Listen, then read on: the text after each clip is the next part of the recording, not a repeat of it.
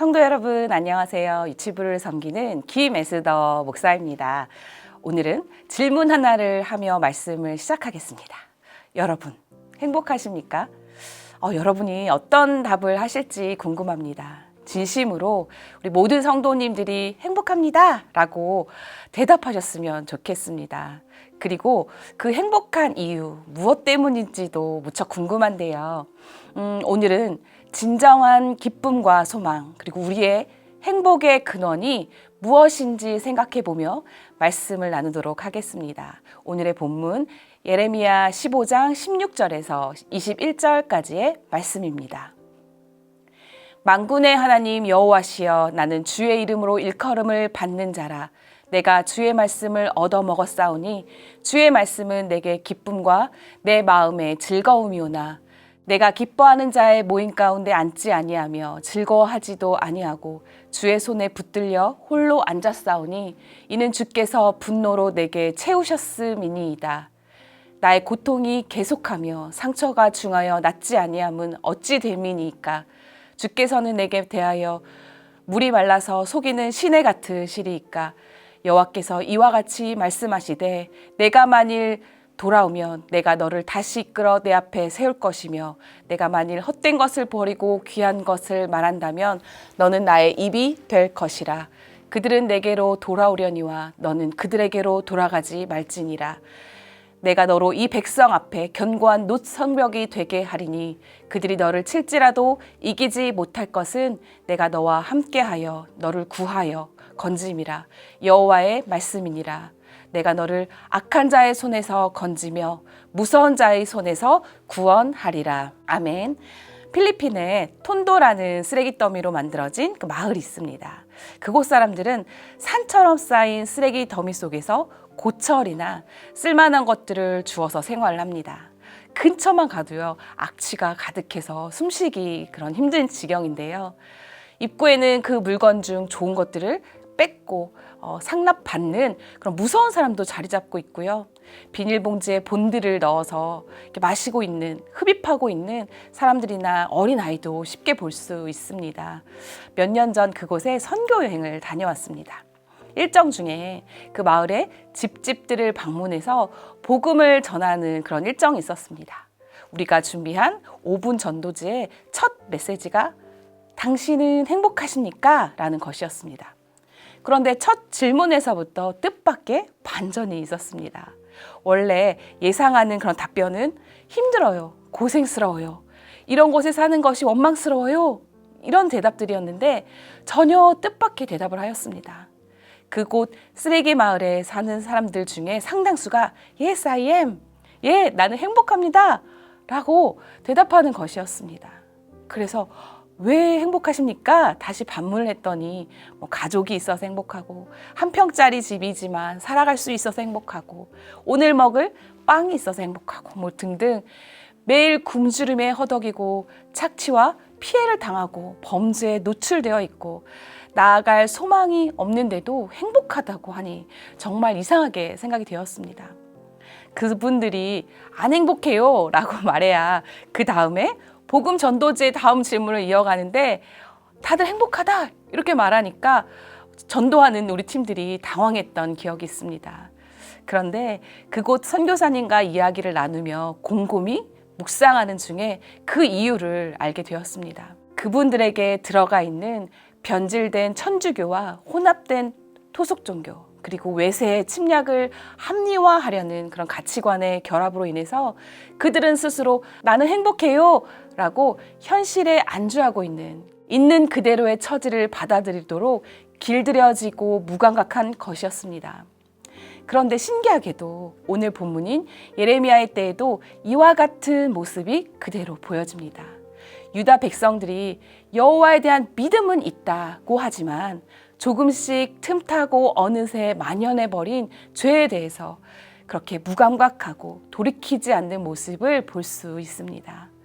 그것도 너무도 오랜 시간에 걸쳐 죄가 조금씩 틈타서 그들에게 나 정도면 괜찮은 신앙이다, 이 정도면 오케이다 라고 살았던 것입니다.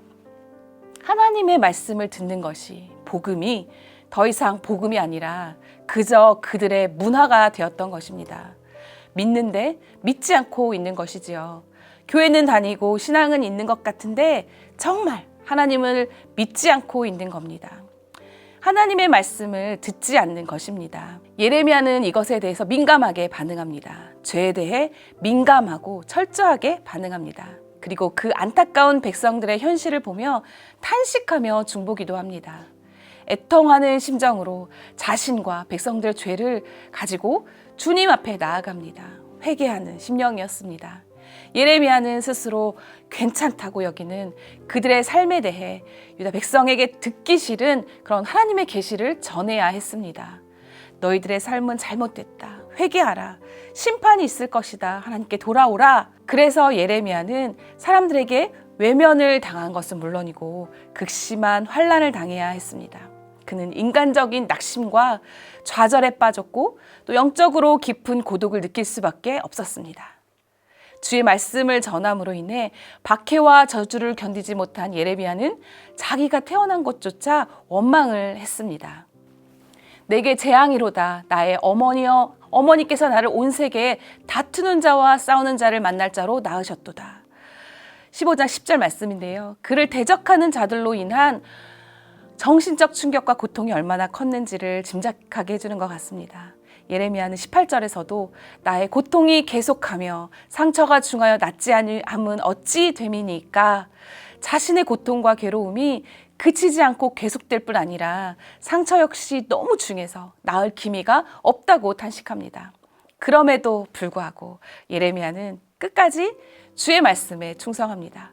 유다 백성들이 듣기 싫어해서 자기가 힘든 상황이 됐을지라도 그들의 죄들에 대해서 그들에게 닥칠 심판에 대해 이야기한 것입니다. 또 한 가지 우리 예레미야의 근사한 믿음의 태도는 하나님의 말씀을 사모하며 약속의 말씀을 붙들었다는 것입니다. 16절 내가 주의 말씀을 얻어먹었사오니 주의 말씀은 내게 기쁨과 내 마음의 즐거움이다 라고 고백합니다. 모든 성도님들에게 주의 말씀은 이처럼 소중한 것이어야 마땅합니다. 자기 삶 전부와 바꿀 수 있는 최고의 것이어야 합니다. 예레미야의 삶에서 보듯이 그 말씀이 때로는 우리 삶을 힘들게 할 수도 있습니다. 그러나 우리가 일평생 주의 말씀에 사로잡히면 참된 만족과 행복을 누릴 수밖에 없습니다.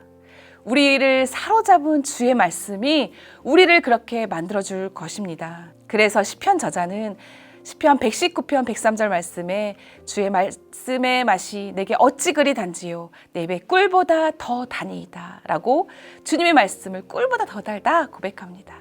또 119편 72절에 주의 입의 법이 내게는 천천 금은보다 좋으니이다. 많은 순금보다도 더 사모해야 하는 것으로 묘사하는 것입니다. 하나님의 말씀이 우리에게도 그렇게 받아들여져야 합니다. 입의 꿀보다 달콤하고 세상의 어떤 금은 보화보다 소중하게 여겨져야 합니다. 내가 이 말씀을 따랐을 때 얼마나 나에게 기쁨이나 만족이나 행복이 올까 그렇게 계산하는 것이 아니고요.